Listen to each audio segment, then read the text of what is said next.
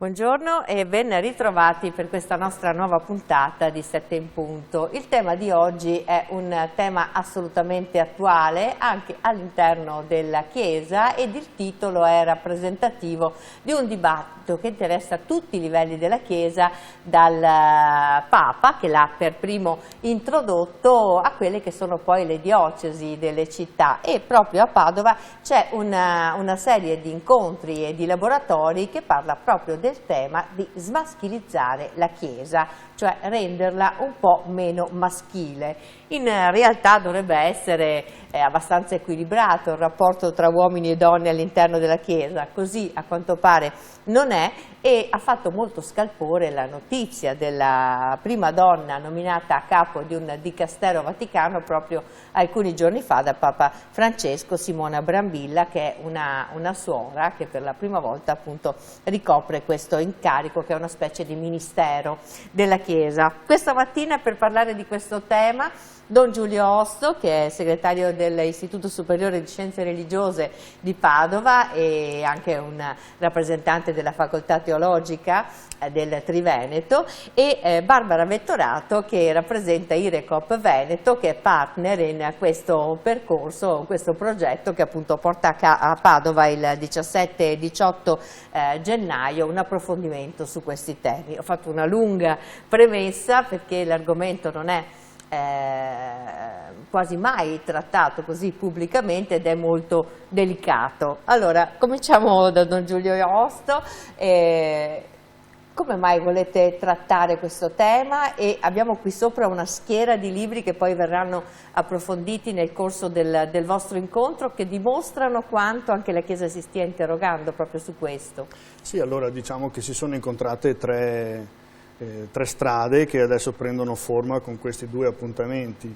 Il Papa stesso ha invitato un gruppo di donne a parlare al C9, che appunto è un consiglio di cardinali, appunto sono 9. E come c'è il G7, diciamo, esatto, c'è il C9. Infatti è stato un nome che hanno inventato i giornalisti proprio per comunicare la cosa. Appunto il Papa ha invitato ben 4 volte un gruppo di donne, teologhe e non solo, a parlare con questo consiglio di cardinali. L'iniziativa non ha nulla di, come dire, carbonaro o segreto, anzi è confluita in questi 4 libri. Infatti cosa avranno detto, di cosa avranno parlato in questi incontri, e questo è stato pubblicato in questi 4 libri che hanno tutti e 4 la prefazione del Papa e che riportano gli interventi delle varie persone che si sono state ascoltate. Partendo da questo input editoriale e non solo, allora in collaborazione con IRECOP l'ISRE ha fatto la parte, diciamo, dei contenuti, ecco, nel proporre questi 2 appuntamenti che sostanzialmente vedono partecipare un buon numero di autori di questi 4 libri. Il titolo appunto è il titolo del primo libro, che appunto è un'espressione del Papa, un titolo insomma un po' forte ma che indubbiamente cattura l'attenzione, cioè smaschilizzare la Chiesa per una Chiesa di donne e di uomini, abbiamo aggiunto. Ecco, quindi un po' questo è l'intreccio, gli incontri con i cardinali, i 4 libri e una collaborazione, ecco, tra un ente di formazione più in ambito professionale come IRECOP Veneto e invece un ente di formazione ecclesiale e teologica come l'Istituto di Scienze Religiose di Padova. Ecco, è interessante questa unione, no? Anche per coinvolgere Barbara Vettorato subito, anche per farci capire come nasce anche questa unione tra un'istituzione religiosa e un ente che si occupa di cooperazione, di aziende. In realtà il tema è trasversale nella società a tutti i livelli.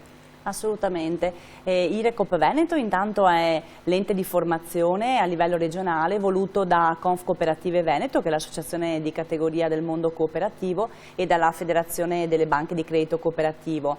Circa 1 anno e mezzo fa, ad agosto 2023, IRECOP ha partecipato insieme a tutta un'altra serie di enti di formazione di altre associazioni di categoria, tra cui gli industriali, gli artigiani, i commercianti, ad un interessantissimo progetto della Regione Veneto denominato Pari, finanziato dal Fondo Sociale Europeo, che aveva proprio come obiettivo quello di promuovere una partecipazione più equilibrata di uomini e di donne nel mercato del lavoro, un progetto che aveva l'ambizioso obiettivo anche di cambiare l'approccio culturale presente nelle nostre imprese, dove spesso ci sono ancora discriminazioni, e quindi lotta alle discriminazioni, lotta ai pregiudizi, agli stereotipi di genere, per favorire una maggiore davvero partecipazione ed eguaglianza in senso di partecipazione di donne e di uomini nel mercato del lavoro. Cioè, questo è stata una bella risposta, quindi anche da parte vostra. Molto, è stato un meraviglioso lavoro di rete tra le varie istituzioni, tra noi enti di formazione e tra tutte le associazioni di categoria che hanno presentato questo progetto, che poi è stato approvato dalla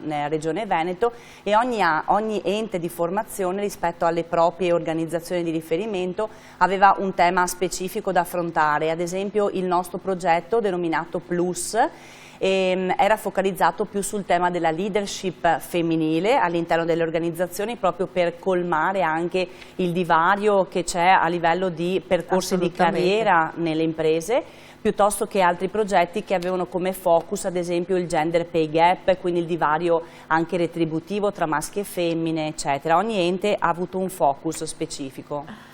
Allora, diciamo che questo tema, che è così legato alla vita nel mondo, alle aziende, così, in realtà poi si ripercuote anche all'interno di un'istituzione che è complessissima, che è proprio la Chiesa cattolica. Difatti, da quello che ho capito, che mi spiegava Don Giulio Osso, la sintesi di questo grande lavoro è alla fine questo libro che si interroga sul potere proprio, che è l'ultimo di questa serie di libri e che, diciamo, è il fulcro intorno al quale ruota anche il dibattito dentro la Chiesa, cioè la parità di genere come scontro anche di gestione del potere, quindi è culturale la faccenda. Certo, infatti diciamo che dei 4 libri abbiamo preso il titolo dal primo indubbiamente, ma quello che ha ispirato di più anche i 4 laboratori che andremo a proporre è il quarto, perché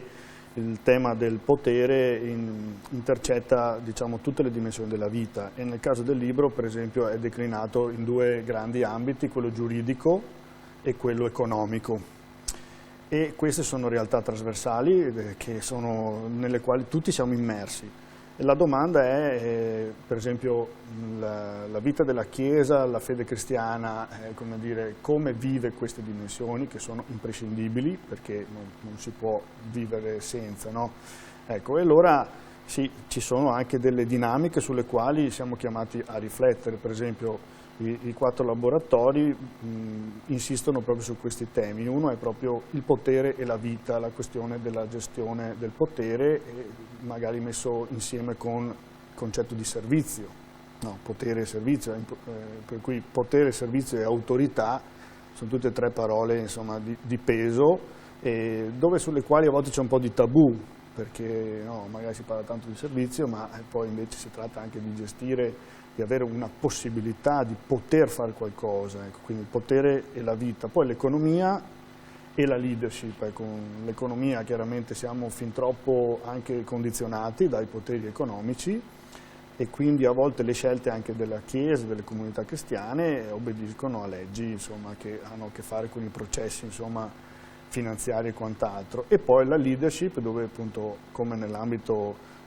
professionale, le guide delle comunità, i servizi che offrono le parrocchie, ma anche a che punto siamo, Don Giulio?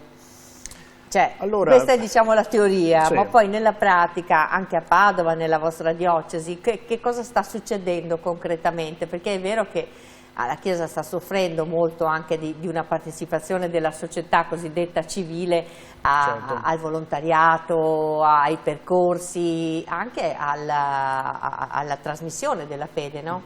A me piace dire così, che ci sono dei segni, diciamo, pubblici, evidenti, che un po' destano curiosità. Ecco, fresca questa nomina, insomma, di una donna in un capo di un dicastero. Poi c'è un mondo meno noto, meno visibile, che però vede una grande partecipazione senza particolari conflittualità, perché insomma no, voglio dire, non esistono i catechisti ad esempio in Italia, sono le catechiste per antonomasia, quindi già è un mondo di educazione e formazione che è tutto, non ha problemi di quote rosa. In mezzo mi piace parlare di un apprendistato. Ecco, sono tempi questi nei quali a tutti i livelli, appunto dal Papa in poi, stiamo cercando di apprendere modalità nuove, più evangeliche ma anche più appunto in linea con valori condivisi. Quindi mi sembra che la metafora sia quella di un tempo di apprendimento, di apprendistato. Stiamo un po' imparando. Per cui c'è la bellezza di imparare, c'è anche un po' la fatica e sono un po' tempi anche lunghi, perché a volte su alcune scelte si vorrebbe, come dire, essere un po' più rapidi. E quindi tra il primo prefetto donna e migliaia di persone e donne impegnate nelle comunità, in mezzo ci sta appunto anche un volto nuovo da dare a forme di partecipazione più condivise. Ma ci sono delle questioni teologiche che ostacolano questa parità e a che livello arrivano? Allora, da un punto di vista teologico, di fatto non ci sono questioni particolari, questo lo dico perché insomma di mestiere faccio l'insegnante di teologia. Però abbiamo una storia lunga, fin troppo lunga, di forme storiche che hanno dato un immaginario di un certo tipo, per cui tanti ruoli che possono essere assunti tranquillamente senza nessun problema da un uomo, da una donna, poi di fatto sono stati assunti prevalentemente da maschi. Ecco, quindi, tanti ruoli che potrebbero essere, facciamo degli esempi. Ecco, per esempio, da un punto di vista delle norme, alcuni incarichi anche di grande potere, ecco, per ritornare, non hanno nessun vincolo per quanto riguarda il genere. Fino all'anno scorso, per 5 anni, l'economo della diocesi di Padova è stata una donna laica, ecco, e tutti hanno scoperto che si poteva fare semplicemente quando è stata nominata, ma la possibilità c'è sempre stata di fatto. Ecco, solo che appunto non è cambiato niente, non c'è stata nessuna rivoluzione. Assolutamente, anzi, come dire, adesso appunto... Anche se le diocesi, poverine, ormai fanno i conti con problemi di natura economica per gestire ovviamente le scuole, tutti i servizi che sono a livello della diocesi, quindi l'unica rivoluzione vera è questa, che poi, i problemi si assommano. Ci sono poi anche delle rivoluzioni culturali delle quali noi siamo poco consapevoli da un punto di vista teologico, che però poi non hanno portato delle forme storiche così visibili. Faccio un esempio molto semplice: il battesimo è stata una rivoluzione di genere per l'epoca, perché nell'ebraismo l'appartenenza era data dalla circoncisione, che era solo per i maschi. Invece nell'appartenenza al cristianesimo il battesimo non ha mai avuto problemi di parità di genere, ecco, tanto per dire. Per cui da un punto di vista del Vangelo non c'è alcuna discriminazione. Poi le forme storiche, insomma, sono... I ruoli ovviamente di rappresentazione, la più grande rappresentazione del trasferimento della fede, come il momento della comunione, di remessa, il Papa ovviamente, e questi ovviamente sono ruoli maschili. Sì, nella Chiesa Cattolica il sacramento dell'ordine ha questa configurazione. E tutti gli altri sacramenti no, però insomma comunque per dire no. Ecco. E su questo anche c'è un cammino aperto, c'è un dibattito aperto. E un confronto anche con altre chiese, perché certo, ho visto che anche nei vostri laboratori vi confrontate anche con un vescovo donna anglicano, sì. Cioè c'è una volontà anche di capire altre strade come sono state percorse, insomma. Esatto, infatti come dire, la postura che il Papa suggerisce anche nelle 4 prefazioni di questi libretti è quella appunto di mettersi ad imparare, di sedersi a un tavolo e di appunto ascoltarsi, perché questi non devono essere degli argomenti tabù, tra virgolette, quindi questo è già molto Barbara importante. Vettorato, oltre ad essere una rappresentante di Irecop Veneto, si occupa proprio anche della gestione della comunicazione dell'ente, lavora molto anche all'interno della diocesi, quindi anche dal punto di vista pratico è vero che si sta assistendo un po' a un cambiamento dal suo osservatorio, diciamo. Allora, è in atto un processo sicuramente di cambiamento culturale nelle nostre organizzazioni, anche se grazie a questo progetto che è da 1 anno e mezzo, che andiamo a chiudere tra l'altro l'8 marzo, che è una data significativa, anche scelta dalla Regione Veneto per concludere questo tipo di progetto e anche portare all'opinione pubblica i risultati dello stesso progetto. E da uno studio è emerso che ci vorranno almeno 132 anni per raggiungere una vera parità di genere all'interno del mondo del lavoro. Sarebbe interessante capire quanti anni ci vorranno per raggiungere questa parità di genere all'interno della Chiesa, e sarebbe interessante capire se poi la Chiesa sarà in grado di superare in positivo, insomma, questo obiettivo. Io ho avuto l'opportunità, insomma, di partecipare al Sinodo diocesano ed è stata veramente un'opportunità molto interessante. Per il nostro pubblico, Padova ha già fatto, sappiamo che è un momento di sinodo per tutta la Chiesa, ma Padova già da anni ha cominciato e ha concluso il suo percorso di sinodo con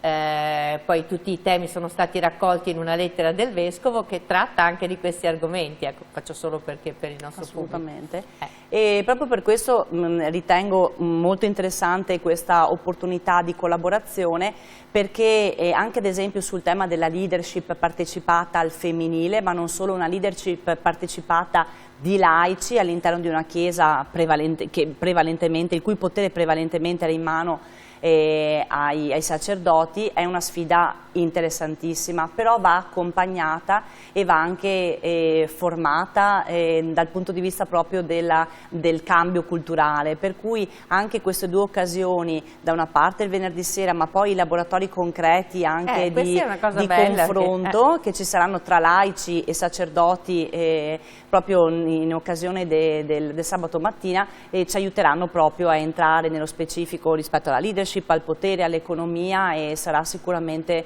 un'occasione importante. Tra l'altro nel laboratorio 3 legato alla leadership partecipata, che è frutto anche di, come dire, questo tema è stato trattato anche nel Sinodo, perché si parla di una maggiore responsabilità in futuro affidata ai laici accanto al sacerdote nel prendersi proprio in mano alcuni ambiti specifici della vita delle parrocchie. Ecco, dal mio punto di vista va accompagnata, va preparata una leadership partecipata. Allora abbiamo chiamato ad affrontare questo tema proprio una consulente, una formatrice che lavora già con le aziende per offrire questi spunti di riflessione anche a laici e sacerdoti che vivono il contesto cristiano, proprio per un paragone e un capire, come dire, portare anche nel nostro contesto più cattolico delle sollecitazioni e anche degli spunti di riflessione che già all'interno delle aziende si vivono. Quindi mi sembra molto interessante questa contaminazione del mondo aziendale con il mondo cattolico. Ecco. Io penso che qualsiasi forma di apertura sia sempre una cosa che porta bene ad entrambi, nel senso che ognuno porta qualcosa all'altro, quindi benissimo. Poi non dimentichiamoci anche che ovviamente i lavoratori e le lavoratrici delle nostre organizzazioni, alcuni di loro vivono anche una dimensione di impegno all'interno delle parrocchie. Molti dei partecipanti che si sono iscritti ai laboratori fanno parte delle aziende che poi con Irecop, insomma, portano avanti i percorsi. Tra l'altro è gettonatissimo questo corso, ho visto che già è andato over, però insomma c'è qualcuno che vuole andare, si vedrà come fare, però effettivamente è stato molto apprezzato e richiesto questo corso, proprio perché c'è bisogno di questi momenti probabilmente di incontro, di confronto e di conoscenza anche reciproca. Diceva Barbara Vettorato, uno dei temi del Sinodo era proprio il trasferimento anche di alcune competenze, la gestione di alcuni ambiti a esponenti della società civile invece che al parroco. È un tema importante. Che cosa può cambiare, cosa si può modificare da questo punto di vista, su che strada sta andando la Chiesa?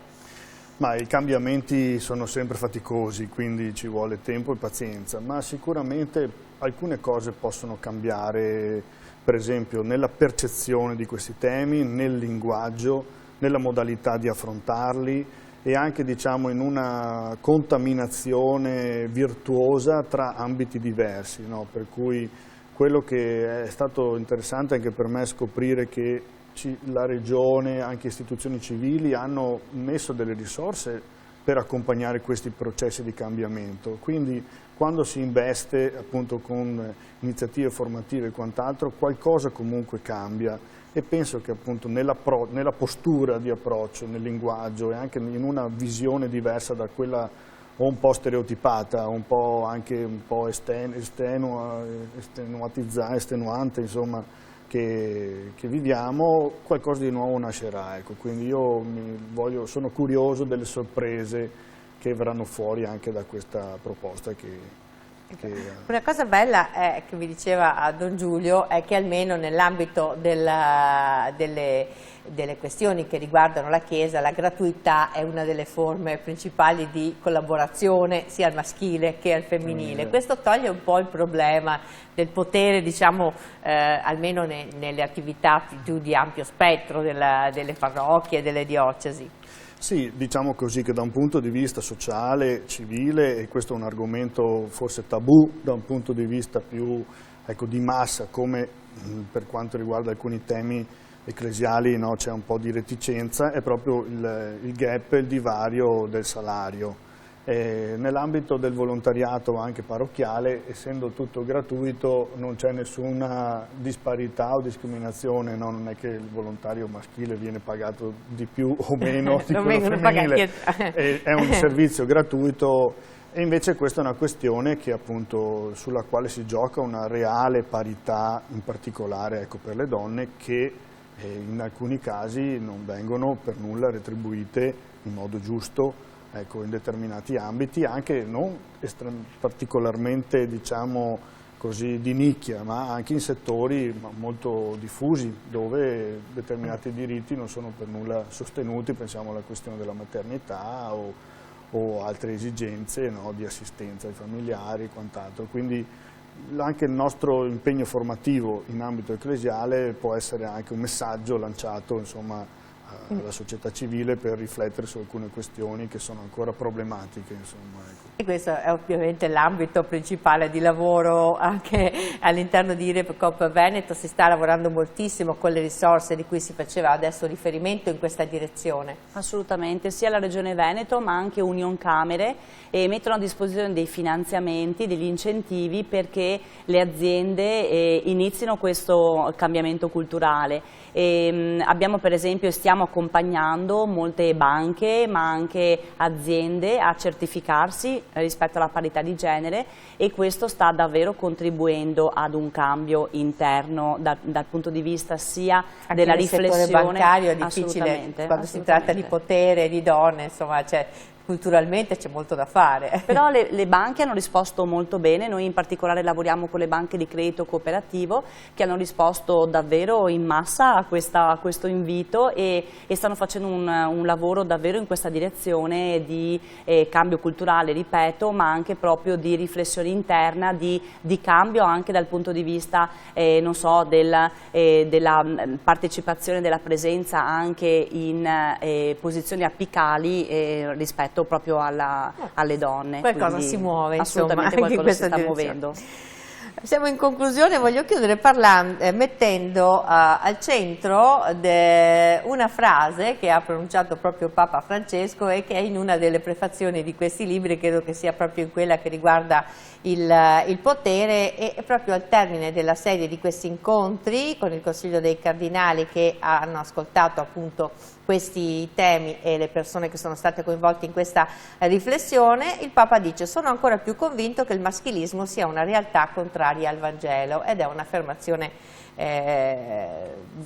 forte che riguarda tutta la società, insomma. Poi noi siamo in Italia, ma il Papa parla a tutto il mondo, quindi a livello mondiale è ancora più forte, anche se abbiamo molta strada da fare e i passi da compiere nelle singole comunità locali possono essere molto diversi. Mi sembra che abbiamo però preso la direzione lezione buona, ovvero quella dell'ascolto e della valorizzazione reciproca. Quindi un po' questo è anche lo spirito con cui si tiene questa serie di incontri e di laboratori a Padova il prossimo 17 e 18 gennaio all'Istituto Superiore di Scienze Religiose. Se qualcuno ancora vuole partecipare, qualche posticino si trova. Sì. Ringrazio Don Giulio Osto e la nostra Barbara Vettorato per essere stata con noi questa mattina, e ci diamo appuntamento come sempre a domani. Buona giornata, arrivederci.